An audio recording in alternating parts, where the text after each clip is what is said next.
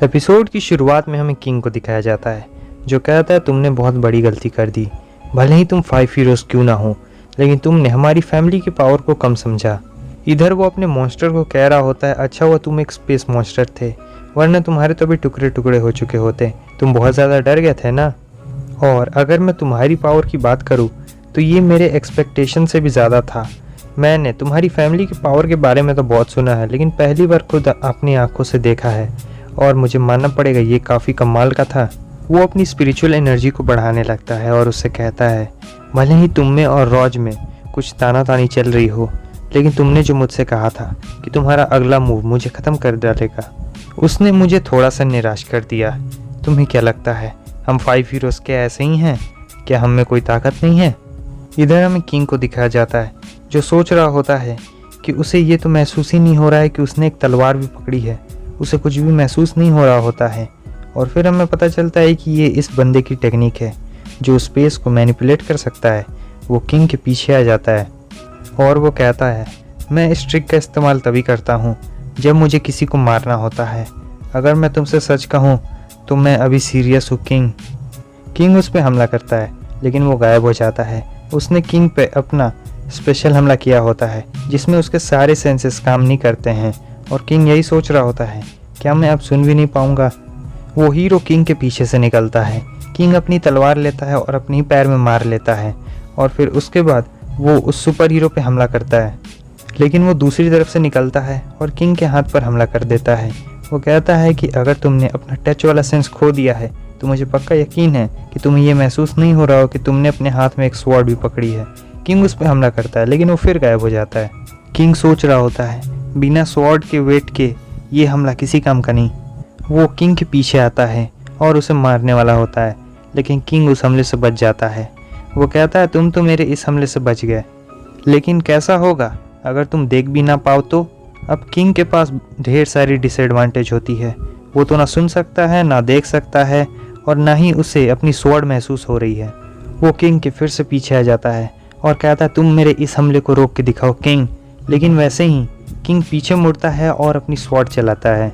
वो कहता है, तुम्हारा किलिंग इंटेंट बिल्कुल मेरे जैसा है। भले ही तुम्हारे हमले मेरे सेंसेस को ख़राब कर दें, लेकिन वो मेरी तेज़ी को ख़राब नहीं कर सकते हैं। तुम्हारा किलिंग इंटेंट भी बिल्कुल मेरे जैसा है और इसी की वजह से तुम्हारी पोजीशन अब रिवील हो चुकी है। तुम्हें अपनी इस एबिलिटी पे बहुत ज़्यादा घमंड है ना? मुझे भी पहले कभी हुआ करता था मेरी एबिलिटी पे, लेकिन उसी एबिलिटी के चलते मैं उस दिन हार गया और फिर मेरी आंखें उस दिन से खुल गई। तुम्हारी एबिलिटी किसी भी वॉर हीरो के लिए बहुत ज़्यादा खतरनाक है, लेकिन तुम्हारी किस्मत ही बेकार है जो तुम्हारा सामना मुझसे हुआ किंग से। मेरी लाइट अंधेरे से भी ज़्यादा रोशनी देती है, बहुत ज़्यादा। तभी वहाँ पर वो नाइट आ जाता है और वो उस हरे बाल वाले बंदे को बचा लेता है। हमें दिखाया जाता है कि किंग पीछे हट जाता है और उसके पीछे वो बॉस का आदमी होता है। वो कहता है, तुम लोग दूसरों की लड़ाई में कैसे दखल अंदाजी दे सकते हो? वो नाइट उस हरे बाल वाले से पूछता है, क्या तुम ठीक हो? वो कहता है, हाँ मैं बिल्कुल ठीक हूँ, मैं बस थोड़ा सा लापरवाह हो गया था। किंग कहता है, व्हील ऑफ वॉर। तभी वो नाइट कहता है, नहीं तुम जीत गए। उसके बाद किंग अपनी स्पिरिचुअल एनर्जी बढ़ाता है और वहाँ से तुरंत रॉज के पास जाने लगता है। वो कह रहा होता है, रॉज तुम्हें मुझसे लड़ाई करनी होगी। इधर हमें उस हीरो को दिखाया जाता है जो कहता है, तुम्हें किंग को रोकना होगा। वो बंदा कहता है कि तुम लोग भूलो मत कि मैं भी यहाँ पर हूँ और तुम किंग को मेरे रहते हुए नहीं रोक सकते हो। वो नाइट कहता है कि इसकी कोई ज़रूरत नहीं है। वो हरा बाल वाला कहता है, लेकिन फोनिक्स ने तुम्हें बताया था कि हमें ऐसा क्यों करना है। नाइट कहता है, वो रॉज, क्या तुम्हें उसके अंदर वॉर स्पिरिट महसूस हो रही है? वो हरा वाला कहता है, अब जब तुमने कहा है तो मैंने ध्यान नहीं दिया था।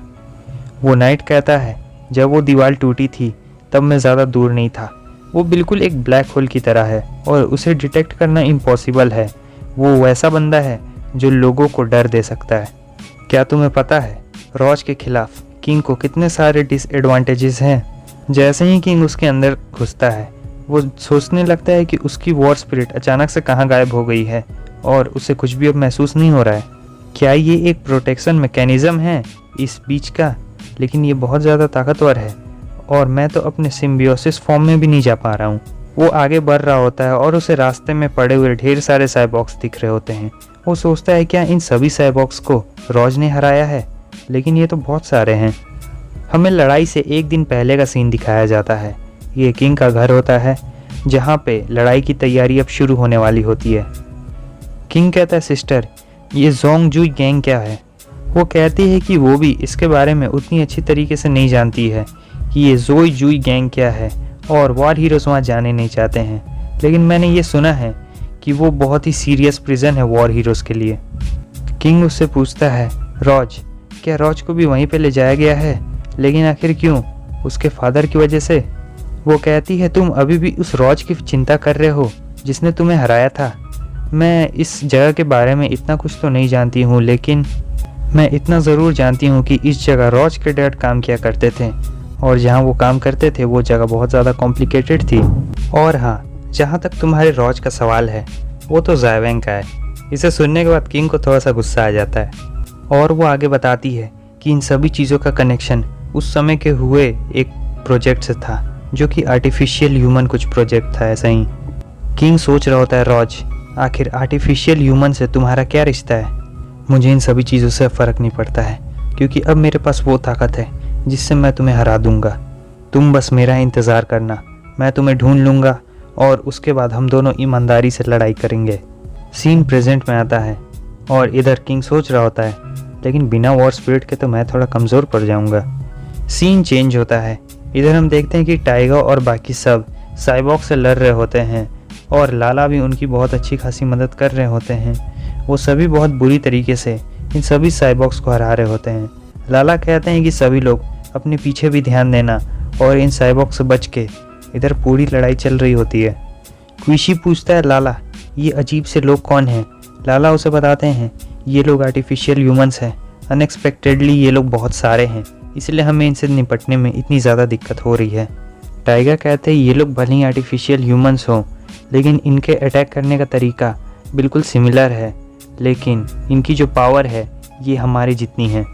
इस तरफ वो पर्पल बाल वाली लड़की रो रही होती है कि ये लोग चीटिंग कर रहे हैं, आखिर ये एक के बाद एक इतने सारे कैसे आते जा रहे हैं। वो इधर रो रही होती है, और इधर उसके पीछे से एक कंबाइंड स्पिरिट उस पर हमला करने के लिए आ रही होती है।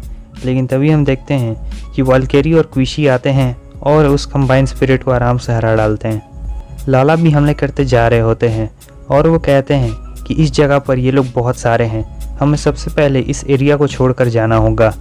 टाइगर उस बंदे को देख लेता है जिसने उसका हाथ उड़ाया था।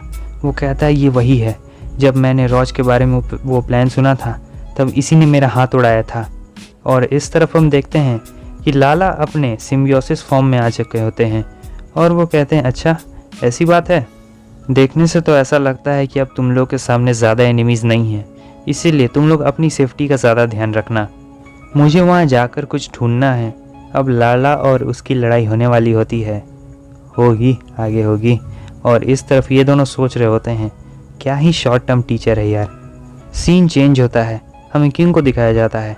आखिर वो रॉज तक पहुँच ही चुका है। रॉज बस उससे कुछ कदम की दूरी पर है। किंग कहता है, रॉज रुक जाओ, मुझसे लड़ाई करो। और बस हमारा ये एपिसोड भी यहीं पे ख़त्म होता है।